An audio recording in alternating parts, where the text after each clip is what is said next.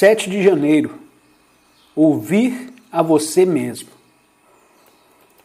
Questionador. Enquanto me encontro aqui ouvi-lo, parece que compreendo, mas quando estou longe daqui, não compreendo, embora tente aplicar o que o Senhor tem estado a dizer. Krishnamurti. Está a ouvir-se a si mesmo, e não o orador. Se estiver a ouvir o orador, ele se torna o seu líder, a sua forma de conseguir compreender, o que é um horror, uma abominação, porque então terá estabelecido a hierarquia da autoridade. Portanto, o que está a fazer aqui é ouvir a si mesmo. Está a olhar para o quadro que o orador está a pintar, que é o seu próprio quadro, não o do orador. Se isto estiver claro, que está a olhar para si próprio, então poderá dizer: bom, me vejo como sou e não quero fazer nada a respeito disso. E fica tudo por aí. Mas se disser, me vejo tal como sou e tem de haver uma mudança, então começará a trabalhar a partir da sua própria compreensão, o que é inteiramente diferente de pôr em prática o que diz o orador.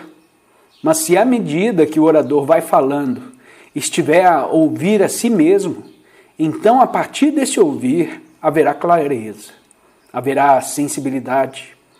A partir desse ouvir, a mente torna-se saudável e forte. Sem obedecer e sem resistir, ela torna-se viva e intensa.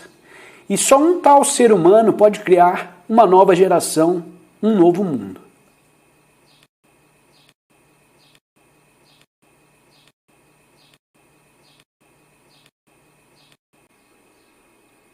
(8 de janeiro).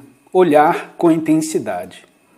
Me parece que aprender é surpreendentemente difícil, tal como é também ouvir. Nunca ouvimos nada verdadeiramente, porque a nossa mente não está livre. Os nossos ouvidos estão entupidos com as coisas que já conhecemos, e, portanto, o ato de ouvir torna-se extraordinariamente difícil. Penso, ou melhor, é um fato, que se conseguimos ouvir algo com todo o nosso ser, com vigor, com vitalidade, então o próprio ato de ouvir torna-se um fator libertador.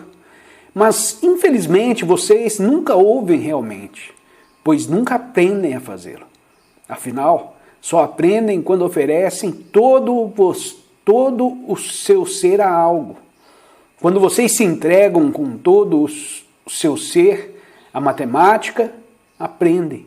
Mas quando se encontram num estado de contradição, quando não querem aprender, mas são forçados a fazê-lo, nessas circunstâncias, a aprendizagem torna-se um mero processo de acumulação. Aprender é como ler um romance com inúmeros personagens. Requer a sua total atenção, não uma atenção contraditória. Se quiserem conhecer uma folha primaveril ou uma folha estival, devem olhá-la verdadeiramente, ver a simetria que há nela, a sua textura, a qualidade da folha vivente. Existe beleza, existe vigor, existe vitalidade numa simples folha. Portanto, para conhecerem a folha, a flor, a nuvem, o pôr do sol ou um ser humano, tem de olhar com toda a intensidade.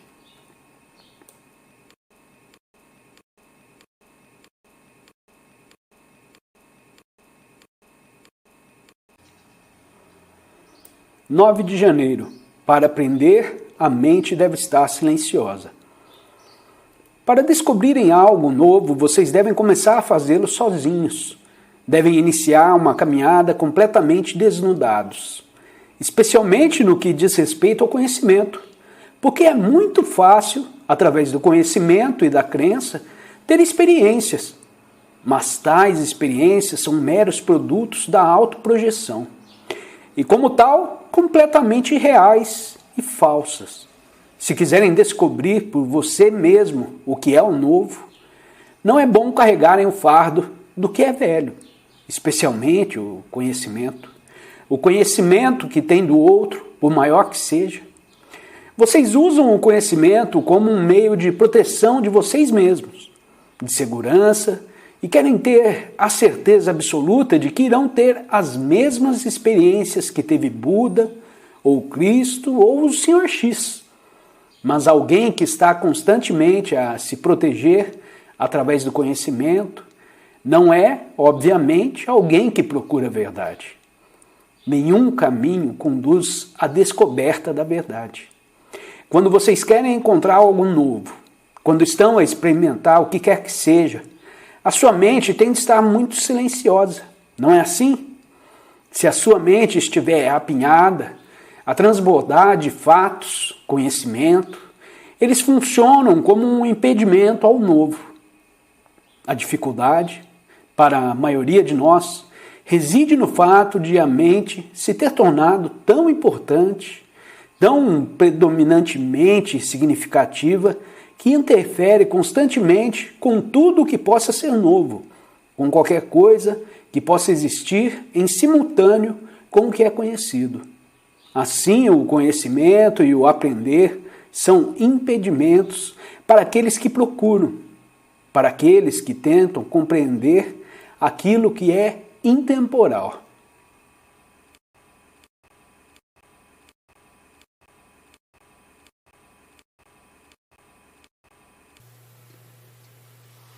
Primeiro de fevereiro, vir a ser é uma luta.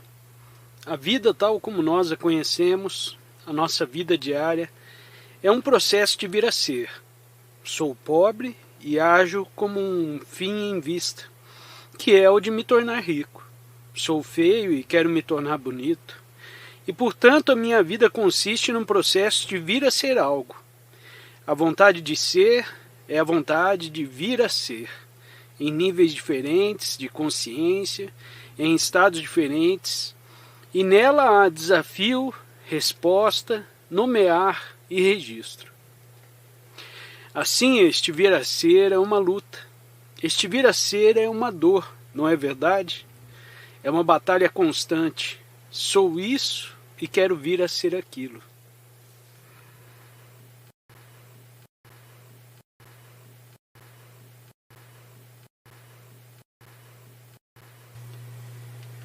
(18 de fevereiro). As ideias limitam a ação? Poderão as ideias alguma vez produzir ação? Ou será que elas apenas moldam o pensamento e limitam, consequentemente, a ação? Quando a ação é impulsionada por uma ideia, ela nunca pode libertar o homem. É extraordinariamente importante para nós que compreendamos esse ponto. Se uma ideia der forma à ação, então a ação nunca poderá trazer a solução para os nossos sofrimentos. Porque antes que ela possa ser posta em ação, temos de descobrir primeiro como é que surge a ideia.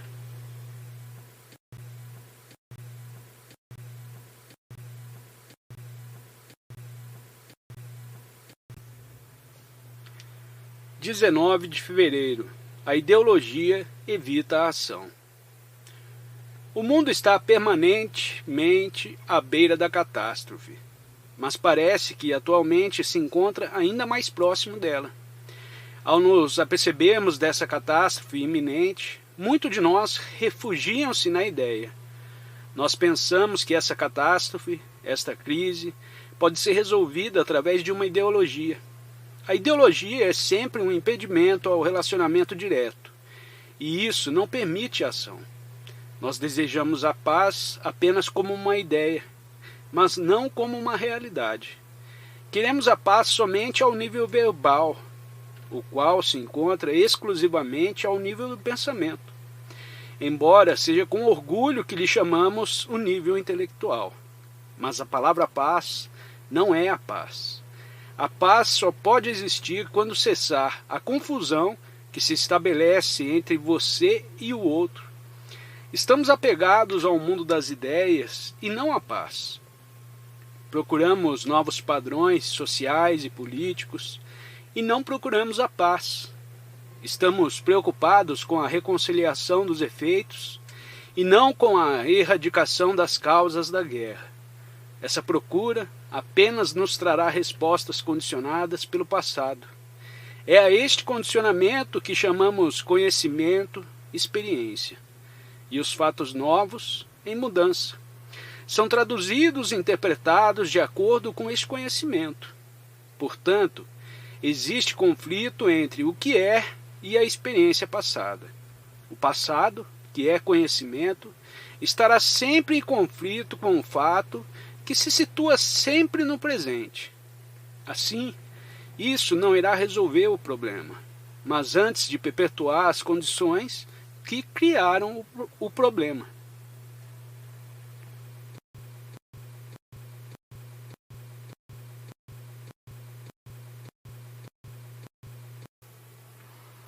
(2 de fevereiro). Todo vir a ser é desintegração. A mente tem uma ideia, talvez agradável, e quer ser como essa ideia, a qual é uma projeção do seu desejo. Vocês são isto, algo de que não gostam, e querem vir a ser aquilo, algo de que gostam.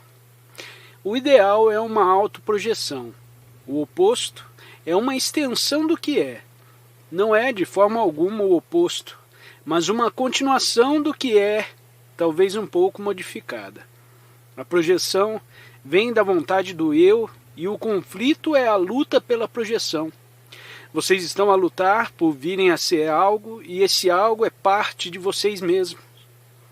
O ideal é a sua própria projeção. Observem como a mente pregou uma partida a si própria. Vocês estão a se debater com palavras, perseguindo a sua própria projeção, a sua própria sombra. São violentos e lutam por se tornarem não violentos. O ideal. Mas o ideal é uma projeção do que é, apenas com um nome diferente. Quando vocês tomam consciência dessa partida que pregaram a vocês próprios, então conseguirão ver o falso como falso. A luta por uma ilusão é o fator de desintegração.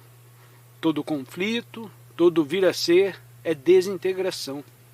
Quando existe a consciência desta partida que a mente pregou a si mesma, não existe apenas o que é. Quando a mente está liberta de todo o vir a ser, de todos os ideais, de toda a comparação e condenação, quando a sua própria estrutura entrou em colapso, então o que é sofreu uma transformação completa. Enquanto houver a nomeação do que é, existirá relação entre o que é, entre a mente e o que é.